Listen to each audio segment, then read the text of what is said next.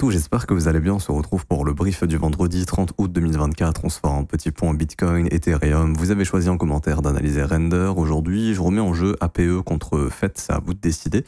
Pour l'analyse de lundi, du coup, le commentaire qui viendra le plus gagnera l'analyse. Et également, je vous invite à me proposer des idées d'altcoin que je pourrais analyser. On fait un petit point rapidement au niveau du copy trading, c'est toujours disponible, vous pouvez rejoindre nos places. Les stratégies intraday vont bientôt commencer au mois de septembre, on a quelques petits trucs encore à corriger d'exécution pour que ce soit parfait. Mais ça commencera bientôt. En attendant, dans le Discord, je vous invite vraiment à rejoindre le Discord, le lien est en commentaire épinglé. Vous avez tous les résultats des stratégies, on va ajouter également les autres résultats. Donc si c'est des backtests qui sont faits sur plusieurs mois, sur plusieurs années, même pour certaines stratégies, on est full transparence, vous avez les résultats, etc. Les résultats journaliers ici, avec tous les TP qui s'exécutent, les résultats, si je puis dire, papier, en fait, le backtest réel sur plusieurs années. Ici, donc pour nous rejoindre, c'est simple, c'est 100% gratuit, c'est le premier lien en commentaire épinglé. Tous les liens utiles concernant mon contenu, formation gratuite, VIP, etc. Vous cliquez sur ce lien, ça vous ramène sur cette page. Vous vous inscrivez sur BitGet via notre lien partenaire. On a beaucoup qui me demandent, tonton, moi j'étais déjà inscrit sur BitGet, pas avec ton lien partenaire, comment je peux faire? Malheureusement, pour l'instant, c'est pas possible pour vous. On va essayer de trouver une solution, mais pour l'instant, ce sera pas possible. En revanche, ceux qui n'ont pas encore de compte, je vous invite à en faire un. Vous aurez également jusqu'à 10%, vous avez 10% de réduction sur vos fees et également jusqu'à 8 000 $ de bonus de dépôt. Alors là, c'est c'est si vous faites un gros dépôt, bien sûr. Là, vous avez toutes les conditions ici pour savoir le montant que vous allez déposer, combien de bonus en fait vous allez avoir tout simplement. Ensuite, il vous suffit de cliquer sur ce petit ici site, rejoindre copy trading sur cette petite onglet, prénom, email, identifiant BitGet. Vous cliquez sur rejoindre et par mail, vous allez recevoir l'accès au copy trading. Ensuite, il vous suffira juste de regarder cette vidéo, configurer le copy trading, vous cliquez dessus, c'est une vidéo qui vous explique absolument tout. Et en 10 minutes, le copy trading est ready sur votre compte et les trades s'exécuteront tout seuls, vous n'aurez rien à faire. Tout simplement. On a déjà mis quelques petits témoignages ici où y a un élève de mon école qui a activé les bots, qui a fait 209 $ de plus-value avec 3243 $ d'investissement en à peu près un mois. Du coup, ce qui est une performance qui est très intéressante, surtout qu'il n'a rien fait, ce qui est plutôt cool. Et là, on a un membre du salon VIP, qui est gratuit dans le salon VIP, qui a fait 4,21% de perf en l'espace de 25 jours, ce qui est plutôt bien quand on sait, quand on voit les perfs du livret A, surtout que c'est sans rien faire. Alors, du coup, pour revenir sur le Bitcoin, alors, on a rejeté dans la zone qui a été identifiée, on en a déjà parlé. Alors, premièrement, le breaker bullish ici, qui a été réintégré, qui a opéré un rejet. Donc on en avait parlé, on est revenu taguer ce breaker, on a opéré un rejet ici. Également, la zone la plus importante, bien sûr, c'était cette zone d'imbalance ici en horaire qui a été retestée jusqu'au seuil médian. Et donc, on estime que tant que le marché ne s'installe pas au-dessus du seuil médian, il y a de grosses probabilités de rejeter. On voit qu'on est venu mécher jusqu'au seuil médian, on a eu une bougie de réjection, et bam, une bougie ici qui vient former le reversal, qui prend la dernière bougie haussière et en plus de ça qui forme de l'imbalance baissière ici et ensuite une seconde bougie assez agressive qui vient former de l'imbalance baissière ici également. Donc le prix est toujours baissier jusqu'à preuve du contraire pour l'instant depuis la réintégration et on en avait parlé, il fallait surtout pas retourner sous ces sommets mais surtout pas perdre cette zone d'imbalance haussière ici et ça a été perdu. Donc là, il y a un switch en fait dans la lecture graphique tout simplement. Et l'objectif du prix, c'est d'aller tag des sell stop. Donc des sell stop, ce sont des plus bas weekly, donc les 55 969 $. Le plus bas weekly ici qu'on n'a pas touché. Vous voyez, on est venu faire une mèche, mais ça c'est quasiment impossible que le marché n'aille pas prendre les stops aujourd'hui ou dans quelques jours. Là, sous ce niveau des 57 766, c'est un niveau important pour le prix à les déclencher. Et ensuite, ce serait éventuellement les 55 969 $. Également, hier, on en avait parlé, on a eu des news échos, donc on a eu les résultats des inscriptions au chômage qui sont dans les attentes, donc pas quelque chose de très extraordinaire, j'ai envie de dire. Le PIB qui est positif, 3% de PIB, on est au-delà des attentes, donc l'économie américaine qui reste néanmoins assez forte. Bon, après, c'est les premières datas, ça peut vite évoluer, mais c'est plutôt positif. Donc lui, le marché américain en profite, mais Bitcoin n'en profite pas du tout. Et on en avait parlé, mais les jours de News Echo, et c'est une pattern que je vois quasiment tout le temps, et là ça s'est encore répété, on en avait parlé, mais les jours de News Echo, il est très probable d'aller chercher le plus haut de la dernière bougie baissière et de se retourner. Et donc ici, c'est ce qu'on est venu faire, on est venu chercher le plus haut de la journée d'hier. Vous voyez, ça c'était le plus haut de la journée d'hier. Si je me mets en H1 ici, on l'avait tracé. buy side liquidity, c'était le plus haut de la journée d'hier. On est venu chercher les stops au-dessus de la journée d'hier et bam, reversal. Donc pour moi, ça c'est bearish. Ça fait consolidation, manipulation et probablement expansion. Consolidation, manipulation, expansion. Hop, change de couleur comme ceci. Ok. Donc en théorie maintenant, l'objectif du prix, c'est d'aller chercher le previous weekly low, donc le plus bas de la semaine dernière, tout simplement à 57 750.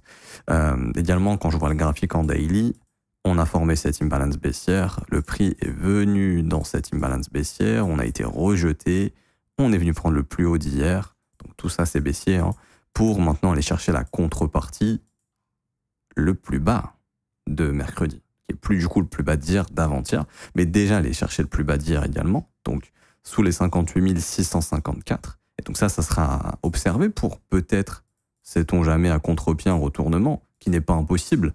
D'un point de vue technique, c'est pas la chose la plus probable. Mais c'est vrai qu'il y a quand même beaucoup de funding négatif. Alors, est-ce qu'il y aurait de l'intérêt pour le Bitcoin à nous faire comme ça d'un coup un gros short squeeze, juste histoire de prendre à contre-pied ceux qui sont short? C'est pas impossible, c'est un truc que j'ai déjà vu sur le Bitcoin.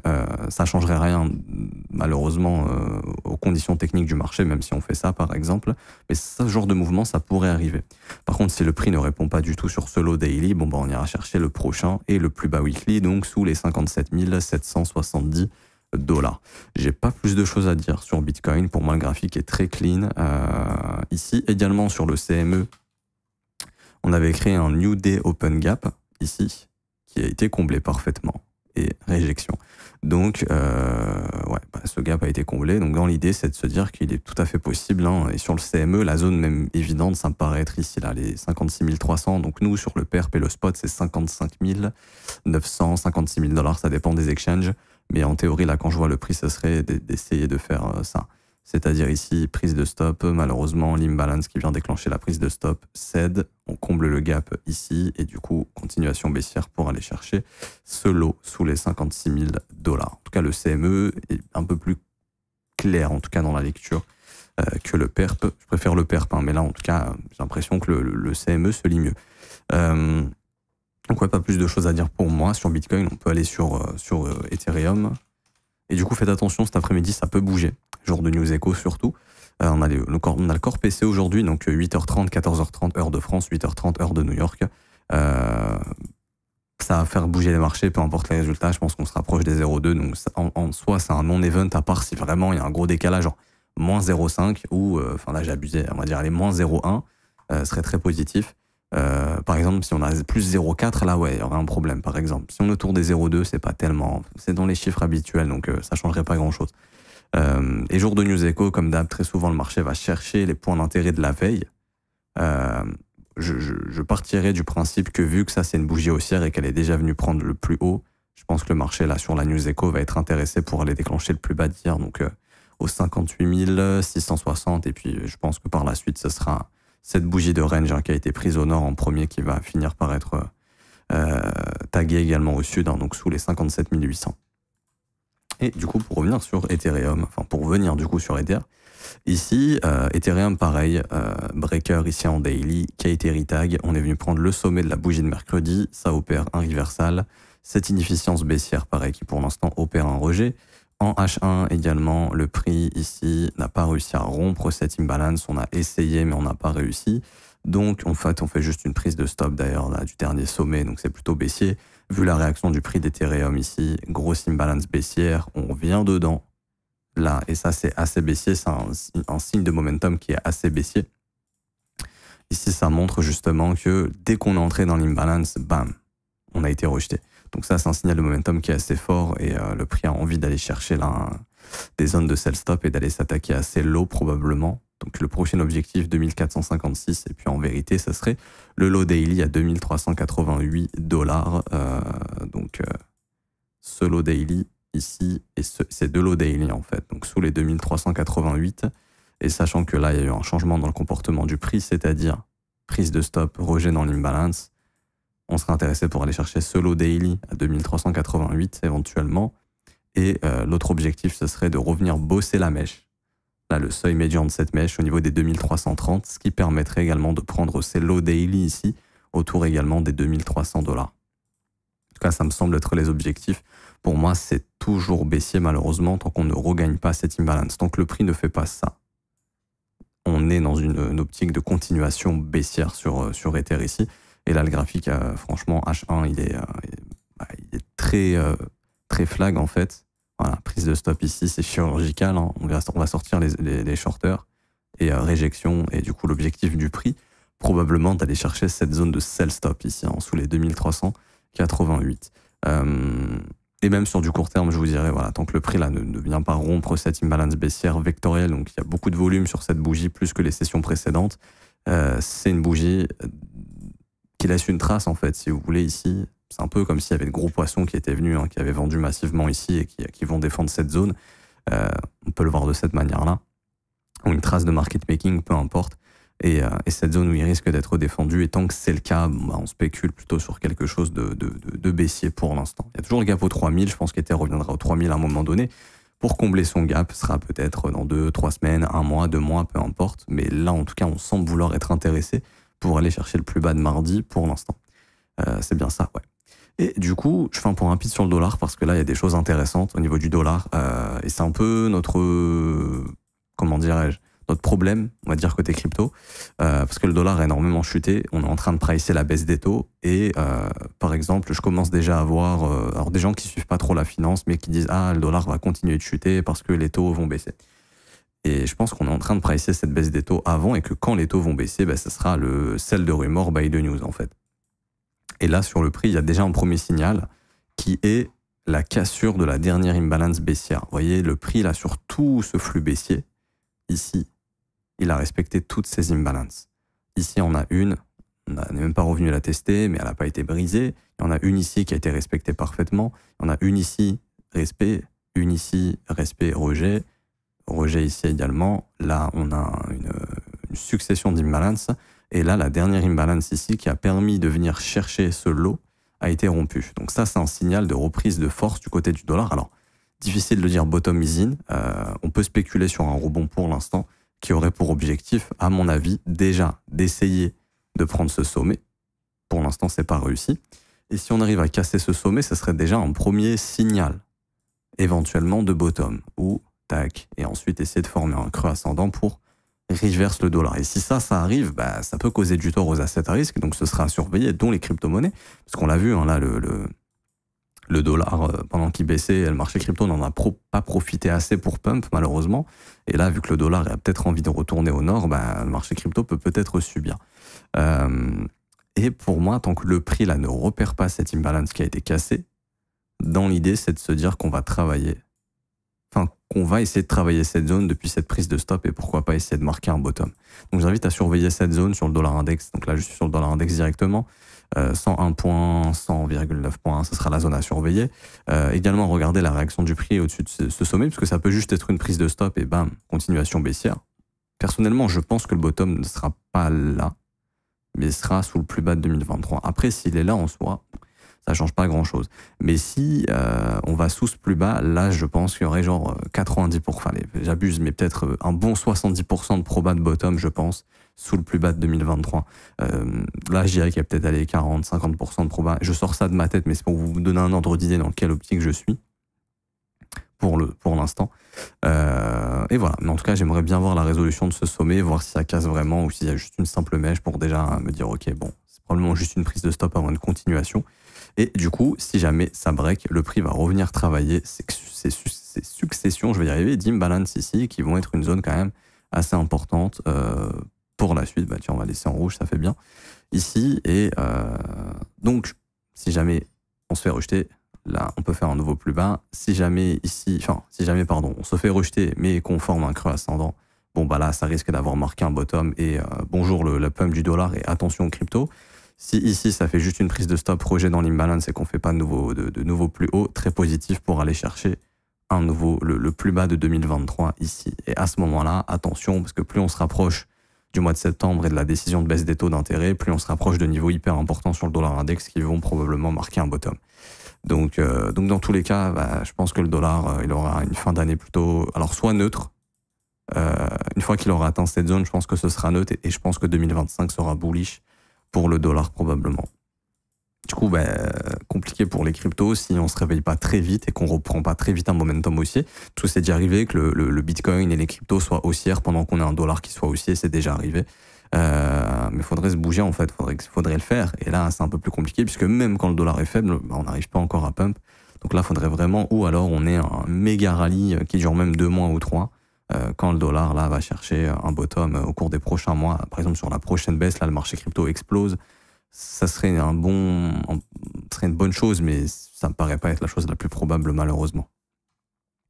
Et du coup, pour finir avec Render ici, je vais encore casser l'ambiance, mais ça reste dans le graphique classique des altcoins, hein, c'est-à-dire un top qui a été trouvé en mars pour 95% d'alt, un sommet descendant qui a été trouvé autour du mois de mai, donc le fameux sell in May and go away, et inversion de la structure du prix avec un marché qui enchaîne les creux et sommets descendants, même ici en weekly, si on regarde bien, le marché forme des sommets et des creux descendants qui les respectent.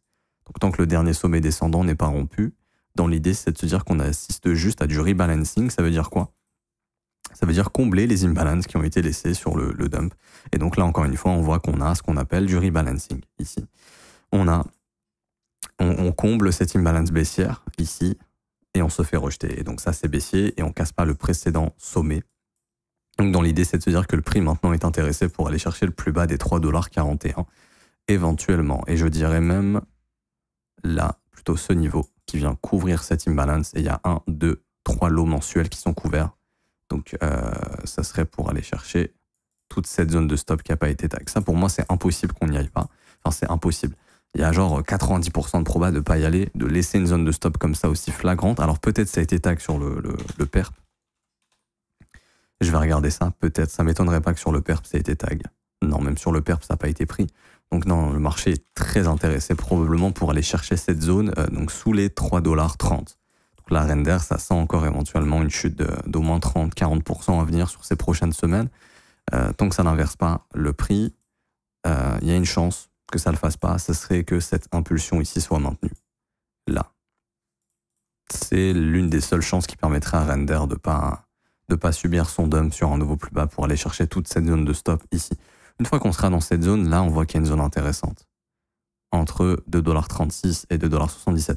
En tout cas, pour le prochain rebond, alors, je ne sais pas si ça sera le bottom, mais si jamais c'est le bottom, bon, ça pourrait pour moi se former entre 2,30 $ et 2,75 $. Si vous avez des convictions sur Render, honnêtement, c'est une zone qui s'achète, sachant qu'on serait sur un dump de 46-54%. Donc si jamais ça arrive, bon, c'est hyper intéressant, je pense.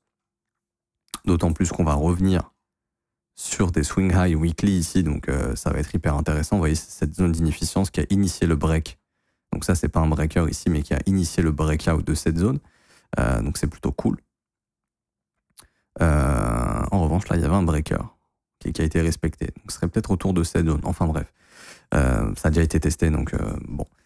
Je pense plutôt que ce serait dans cette zone. En tout cas, je ne sais pas si ce sera le bottom définitif, mais ce sera, je pense, le bottom de la prochaine vague de retracement. Ça veut dire quoi? Ça veut dire que si on suit toujours la dynamique, notre sommet descendant était là, on est venu retracer, faire le rebalancing ici, ce serait de se dire que on fera quelque chose comme ça. Okay, et ensuite, là, on verra si est-ce qu'on arrive à prendre ce sommet. Si oui, là, ça serait positif pour enfin marquer un bottom et repartir dans l'autre sens. Donc là, ça pourrait se faire, par exemple, d'ici, je sais pas moi, octobre-novembre 2024. Et puis, après une bonne consolidation, voilà, un gros push qui va chercher le sommet de 2024. Ce serait son objectif à Render. Ou alors, à ce moment-là, si c'est pas le bottom, qu'on rentre vraiment dans un marché qui va baisser plus longtemps que ce qu'on pense, parce que c'est pas impossible, à ce moment-là, ce serait la même chose. Ce serait ça, ça. Et donc là, il faudra voir l'imbalance qui va se former ici en weekly. Bon, on verra avec les prochaines bougies. Pour l'instant, on ne peut pas encore vraiment savoir, mais là, il y a des non-rebalancing. Non, il y a des immediate rebalance à chaque fois. Hein. Ce serait plutôt par là. Donc ouais, j'ai bien dessiné. En gros, ce serait rebond, je pense, dans cette zone entre 2,40 et 2,75. Et ensuite, un rebond technique encore qui reviendrait peut-être dans les 5 $. Donc ce serait intéressant, en fait, d'acheter ici, de sécuriser ces profits-là et de continuer de faire ça jusqu'à ce que la dynamique s'inverse, tout simplement. Ça va vous faire accumuler du render, en fait. Et si c'est pas le bottom, bon, bah à ce moment-là, il faudra s'attendre encore à un dump. Mais bon, je pense que là, on n'est plus très loin du bottom. Alors, peut-être pas en termes de prix, mais en termes de temporalité. Je pense qu'il va peut-être aller encore une baisse. Si jamais celle-là, c'est la prochaine baisse, si jamais elle arrive, hein, déjà, parce que je dis pas l'avenir, mais si la prochaine baisse arrive et qu'il y a un rebond et qu'il y a encore une prochaine baisse, je pense que le bottom, il sera là. probablement.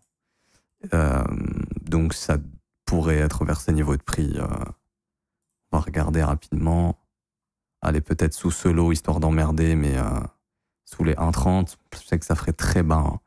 Hein. Bon, après, il faut oublier que Render, il part quand même de 30 centimes, il est monté à 13, donc est-ce que c'est fou de se dire qu'on peut passer de 30 centimes à 13 dollars et de revenir à, par exemple, 1 dollar? Bah non, c'est un truc que les altcoins font souvent. D'ailleurs, ce qu'elles font souvent, c'est retracer de 88,6%. Ça, je vous dirais que 95% des alts le font. Et 88,6, il est autour des 1,85. En tout cas, cette zone-là, 78,6, 88,6 pour l'investissement long terme, c'est pépite. C'est de très très bonnes zones pour investir, pour pas se casser la tête. Cette imbalance a été travaillée, alors pas complètement, mais c'est bon, le job a été fait. Il y a de l'imbalance ici ouverte à 100%, il y a de l'imbalance ici ouverte à 100%. Ouais, si on devait spéculer sur un bottom, honnêtement, ce serait entre 1,65 et 3,30 $. Ce serait dans cette grosse zone.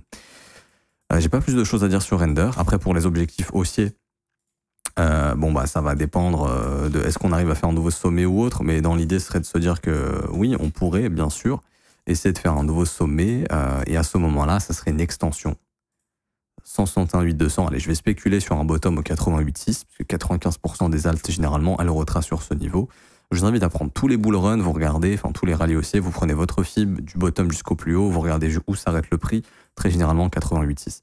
Et du coup, là, ça serait une extension 161,800 au niveau des 21 $, 26 $, avec un bottom entre 1,70, on va dire, et 3 $. Donc ça ferait une bonne plus-value pour quelqu'un qui achète ici, s'il a des convictions, pour revendre progressivement jusqu'à cette zone d'extension là. Je pense que Render peut faire partie des prochains narratifs, donc je pense que ça sera à surveiller. Et en fait, dans l'idée, serait de se dire que ça, c'était le premier pump, donc consolidation, pump, et réaccumulation, et le prochain pump sera encore plus important que celui-ci. Dans l'idée, ce serait de se dire ça. Ok. Donc là, sur l'étude d'une bulle, on serait dans la phase de bear trap, piège baissier avant. Donc là, en fait, c'est les entrées institutionnelles, bear trap, et ensuite l'euphorie avec tous les particuliers, etc., qui achètent la crypto, et à ce moment-là, ce serait le top définitif. Et là, un long bear market qui s'ensuit de 2-3 ans, comme d'hab. Donc je m'arrête ici pour aujourd'hui, j'espère que ça vous aura plu. Si c'est le cas, n'hésitez pas à laisser un petit pouce bleu, vous abonner si ce n'est pas déjà fait. Également, vous avez la possibilité, comme d'un premier lien en commentaire épinglé, de rejoindre le copy trading, l'école, le Discord, les indicateurs pour les imbalances, bougies vectorielles, etc. Vous avez tout sur cette page. Le tuto futur Edge sur Bitgate que je vous ai fait, où je vous explique tout. Pour ceux qui veulent rejoindre l'école, ici, c'est ce petit lien. Rejoindre mon école de trading. Ça commence à partir de 49 € par mois TTC. C'est sans engagement. Vous pouvez juste faire un mois et arrêter si vous le voulez. Vous aurez accès au brief quotidien que je fais avec les élèves tous les jours. Donc des vidéos en direct dans lesquelles on se forme tout simplement. On analyse les marchés, on trouve des opportunités. On voit des setups intraday également. Vous aurez aussi l'accès à la formation de l'école, tout simplement. Vous avez le temps de la regarder tranquillement dans votre coin. Et tout est dispo en rediffusion. Si vous n'êtes pas là pendant le direct, vous aurez aussi accès aux exercices, aux examens, aux quiz pour valider vos compétences, accès au Discord des élèves, là où les professeurs, élèves avancés pourront vous aider, et moi-même également, je serai là pour vous aider. Vous pouvez nous rejoindre, vous êtes les bienvenus. Si vous voulez vous former dans un bon endroit, vous êtes les bienvenus. Bon week-end, on se retrouve donc lundi. Ciao, ciao.